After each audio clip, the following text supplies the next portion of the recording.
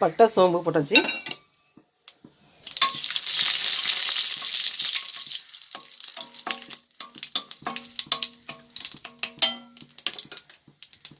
இந்த உடச்சூத்து முட்டை குழம்பு, முட்டை வந்து எடுத்து சாப்பிட எத்தனை முட்டைலாம் சாப்பிட்டுருக்கலாம். 4 முட்டை 3 முட்டை நம்ம அவ்வளோ டேஸ்ட்டாக இருக்கும் சாப்பிட்றதுக்கு. வந்து சுட சுட இந்த குழம்பு சாப்பிட்றணும்.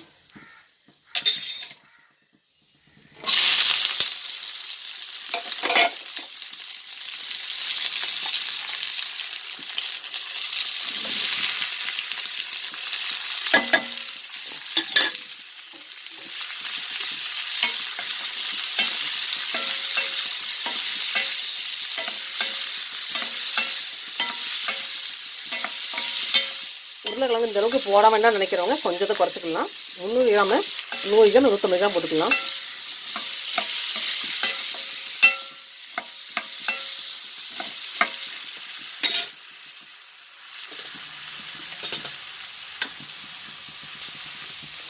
லைட்டாக வதங்கணுன்னா தக்காளி சேர்த்துக்கலாம்.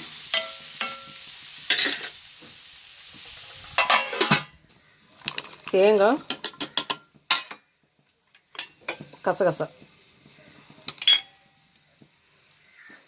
இந்த முட்டை குழம்புக்கு, இந்த உடச்சூத்துற முட்டை குழம்புக்கு கசகசாவும் சோமும் கண்டிப்பாக போடணும். அதான் டேஸ்ட் கொடுக்குறதே. அந்த வாசனை வந்து ஊற்றி சாப்பிடும்போது நல்லாயிருக்கும்.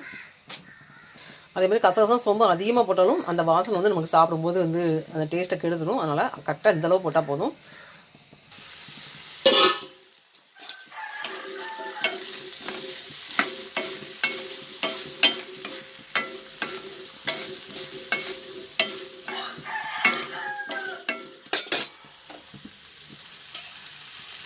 தக்காளி சேர்த்துடலாம். உப்பு இப்போ போட வேண்டாம், ஏன்னா உருளைக்கிழங்கு வேகணும் பார்த்தீங்களா, அதனால் உப்பு இப்போ போட வேண்டாம்.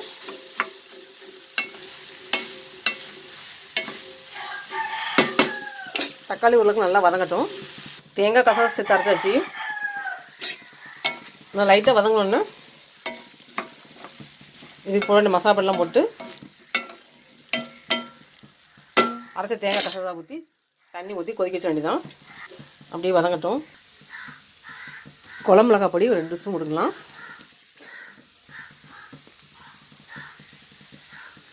இதே சீரகம், மிளகு, மிளகாய் வத்தல் எல்லாமே சேர்ந்துருக்கு. மல்லிப்பொடி தனியாக அரைச்சிருக்கேன். இந்த குழம்பு மிளகாய் பொடி எப்படி இருக்குங்கிறத நெக்ஸ்ட் வீட்டில் வந்து அப்லோட் பண்ணுறேன் பாருங்கள். மல்லிப்பொடி 1 ஸ்பூன் போட்டால் போதும். அரைச்சி தேங்காய் கசகசா,